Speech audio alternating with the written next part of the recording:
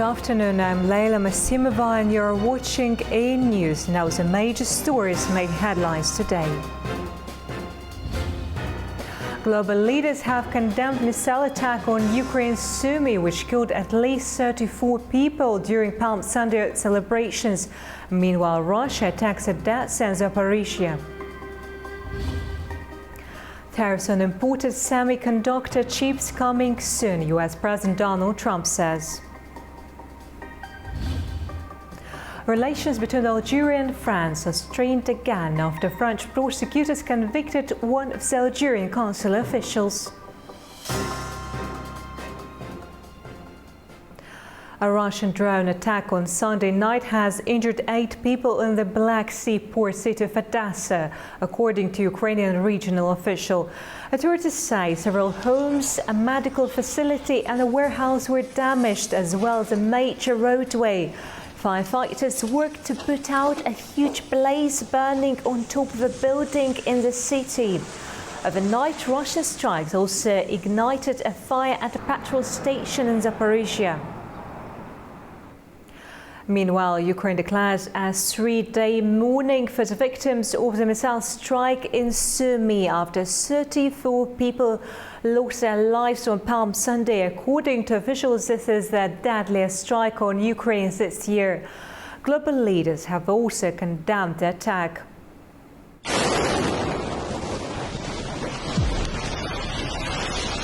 Ukrainian officials confirm 34 people were killed and 117 others were wounded when 2 Russian ballistic missiles struck the city of Sumy on Sunday morning in the northeast of Ukraine. The strike happened on Palm Sunday, targeting the city centre.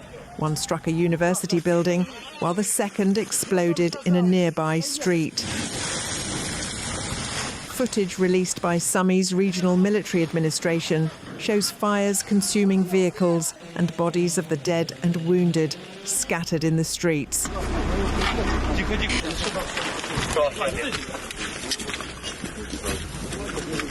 President Volodymyr Zelensky demanded a tough international response against Moscow.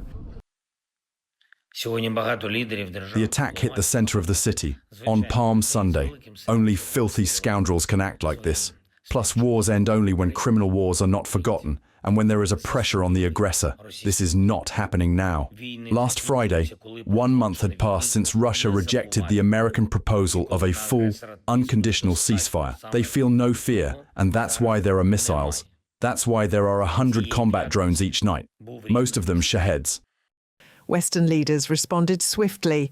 On social media, European Commission President Ursula von der Leyen called the strike barbaric. French President Emmanuel Macron and German Chancellor Olaf Scholz also expressed their solidarity.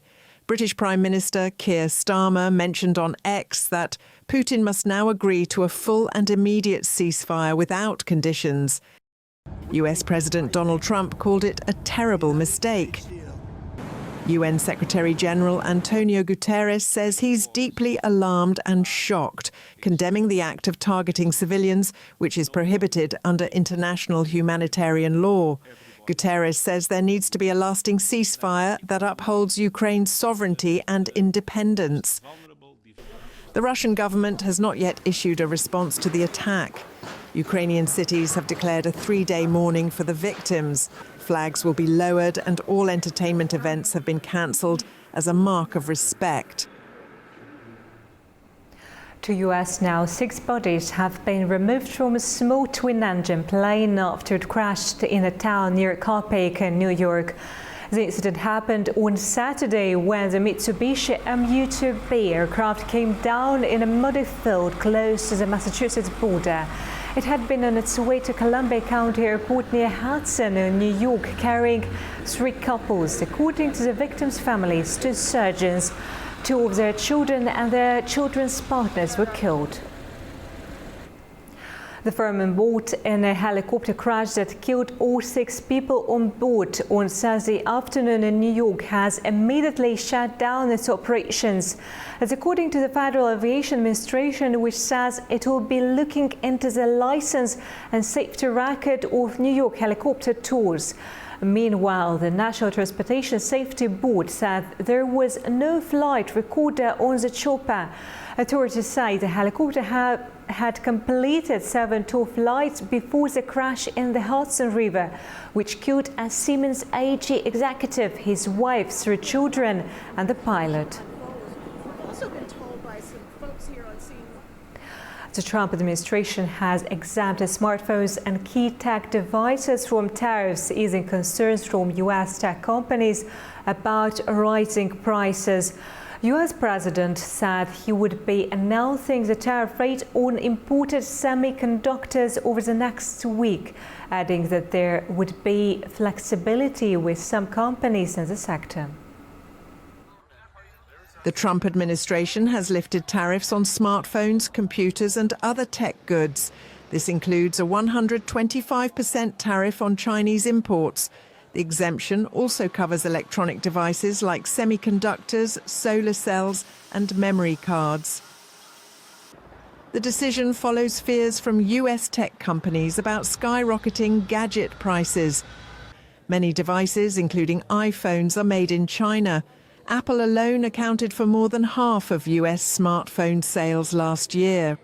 Meanwhile, US President Donald Trump said he would be announcing the tariff rate on imported semiconductors over the next week, adding that there would be flexibility on some companies in the sector. Asia-Pacific markets rose on Monday morning following the U.S. administration's decision to grant smartphones and electronics exclusions from steep tariffs. This move is seen as a positive development for technology companies like Apple and Dell Technologies. Japan's Nikkei index saw a rise of more than 2%, reflecting strong market sentiment. Meanwhile, South Korean stocks also rose, with chip and battery makers leading the gains. The Korea Composite Stock Price Index also showed an upward trend. In Taipei, stocks moved higher as well, with chip maker Taiwan Semiconductor Manufacturing Company seeing nearly a 1% increase. This week, the TSMC's earnings report is expected to be in the spotlight, given U.S. President Donald Trump's plans to investigate the global semiconductor supply chain. China's President Xi Jinping has arrived in Hanoi, kicking off a 4-day Southeast Asia tour. He'll be focusing on trade and supply chains amid escalating U.S. tariffs. Beijing faces 145 U.S. duties, while Vietnam is negotiating to avoid a 46% hike. It's reported that the Chinese president will call for deeper cooperation on production, artificial intelligence and green economy. The 2 leaders are expected to sign around 40 cooperation deals, including China's loans for cross-border railways. Jinping will continue his tour in Malaysia and Cambodia.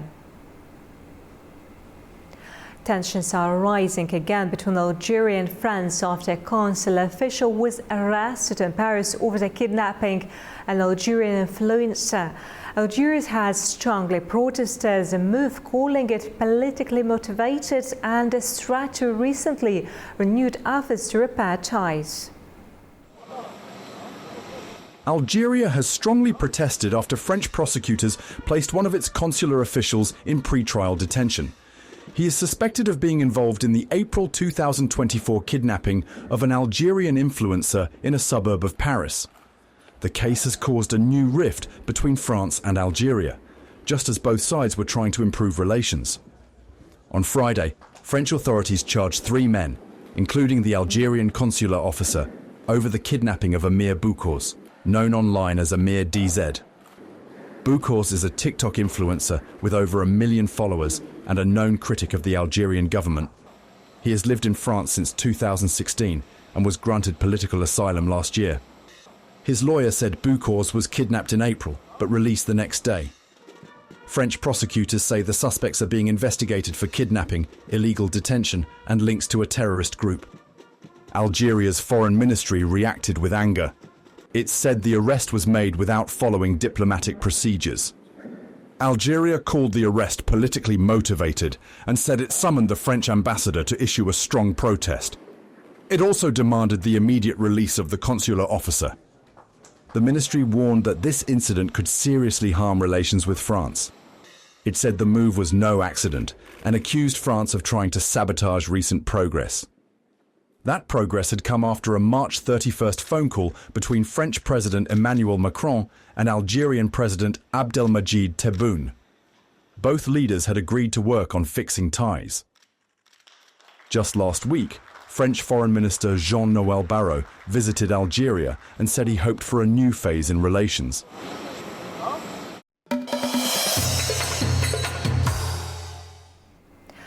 A 6.4 magnitude earthquake has struck Tajikistan. According to the European Mediterranean Seismological Centre, it happened at 5:45 this morning local time and occurred at a depth of 16 kilometers. The epicenter was located 156 kilometers northeast of the capital, Dushanbe. On Sunday morning, there was a stronger 6.1 magnitude earthquake which destroyed dozens of houses. So far, there have been no reports of fatalities or serious injuries. A drug smuggling attempt using a drone has been foiled at a border between Azerbaijan and Iran. Security guards in the area say they saw an unmanned aircraft drop at a package near the Lankaran section of the frontier last Tuesday, and it then returned towards Iran. According to officials, 2 people were detained and admitted going to collect a 4.5 kilogram of marijuana.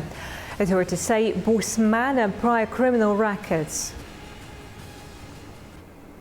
A critical movement in the Armenia-Azerbaijan peace process.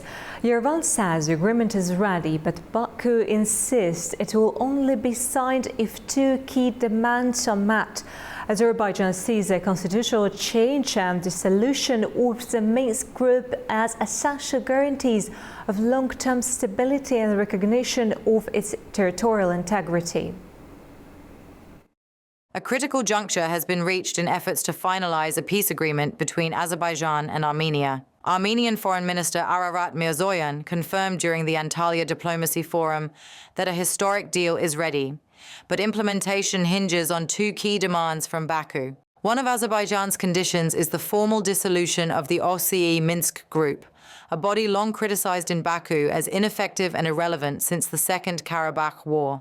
The second demand of Baku involves amending Armenia's constitution to remove references to territorial claims over Karabakh. Armenian Foreign Minister Ararat Mirzoyan noted Yerevan wants to sign the peace agreement with Azerbaijan and the document to dissolve the Minsk group on the same day. They mentioned the dissolution of Minsk group of OSCE. And our perception, our response is that we are completely ready to initiate the process of dissolution of Minsk group of OSCE. If there is no conflict, then there is no need for this Minsk group as well. For Azerbaijan, these 2 steps are not symbolic. They're seen as guarantees that Yerevan will no longer challenge Azerbaijan's territorial integrity in the future on paper or in rhetoric.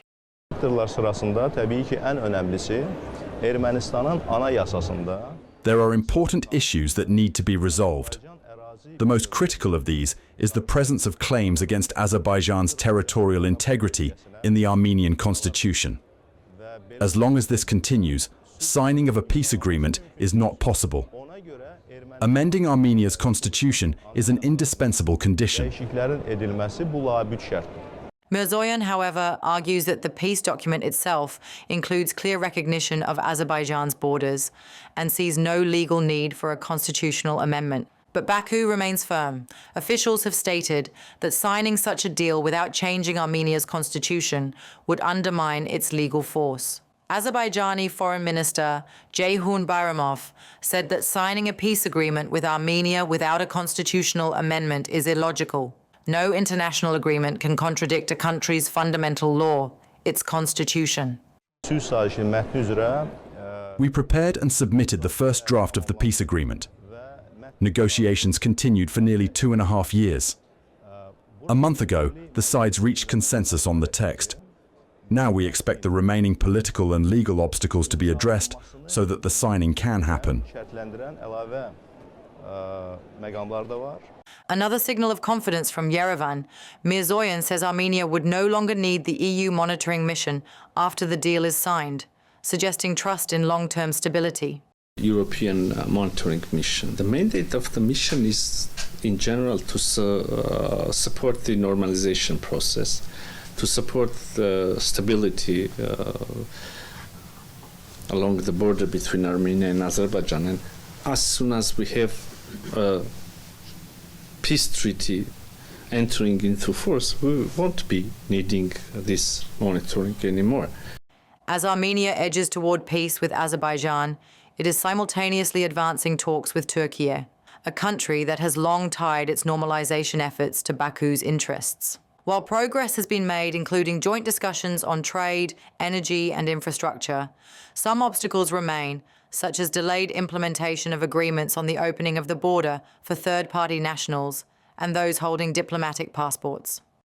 An agreement to open the border for third country nationals and also citizens of Armenia and Turkey who have diplomatic passports. This agreement is not still, unfortunately, being implemented. With all clauses of the peace deal reportedly agreed upon, the final hurdle is political will and constitutional clarity. It seems that if Yerevan meets Baku's conditions, the South Caucasus could witness its most significant breakthrough in decades. During the Antalya Diplomacy Forum in Turkey, the weekend, a panel with Azerbaijani and Armenian foreign ministers took center stage. Our Orkan Amashev spoke with expert George Michilashvili and Tabib Husseinov on the peace process between the two countries. George, first of all, this panel discussion was quite interesting, and many people talk about the chemistry between the two foreign ministers, nature of the debate, which was quite open. What are your thoughts? The most important fact that this discussion, this exchange was without any facility. Well, it was in Turkey, it was in Antalya, but so other than that, it was independent will of Armenian and Azerbaijani counterparts, top-ranking officials, foreign ministers, to discuss, not within the framework of Brussels, not within the framework of Moscow, of Washington, just between themselves. And that's the most important. I think that the durable peace and when finally this conflict will be behind us, will be achieved when the countries have their own vested interests, when they sort out their differences by themselves without any party trying to shape the peace agreement, maybe on their terms to a certain extent, or with their interest in mind. There are two competing visions regarding Azerbaijani-Armenian peace deal negotiations. One is Armenian view, and then some Armenian colleagues, even Arek Kochinyan, whom I interviewed earlier, said that not signing deal now is a crime against humanity. So this approach is based on this mentality: seize the moment now, act decisively and very swiftly, otherwise after a certain stage, implications will be too hideous to contemplate. That's the way I understand this approach. And second approach is more Azerbaijani approach, which is based on the idea that we need to get a proper deal, and proper deal means certain eminently fixable elements, such as the Armenian constitution, such as OSCE Minsk Group. These things should be properly sorted out for us to have this crystal clear understanding that we are moving in the right direction. What do you make of these two competing considerations? If we sign, imagine that if Armenia and Azerbaijan signs the peace agreement right now, with all the uncertainties over Armenia's legal and constitutional framework, with lots of accusations coming from both sides on basically the humanitarian issues, on security issues, lots of unresolved issues, including very little progress so far on the delimitation. The fact that 4 Azerbaijani exclave villages are still occupied. With all of these unresolved issues, the situation right now is not ripe for Armenia and Azerbaijan to sign this agreement. If that agreement is signed, it would just be on paper. There is no guarantee that we wouldn't have any ceasefire violations along the bilateral border between Armenia and Azerbaijan.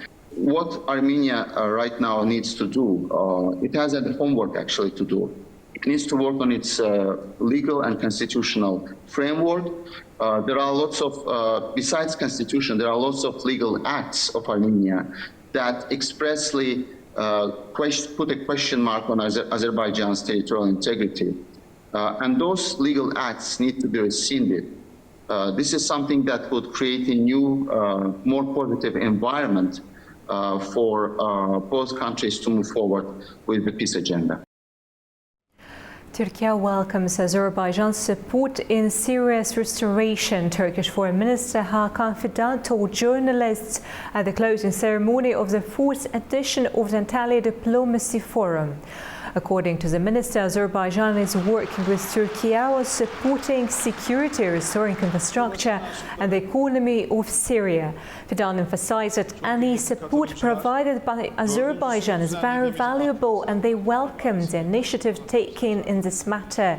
The Turkish top diplomat emphasized that Baku and Ankara have established professional cooperation at the level of government agencies.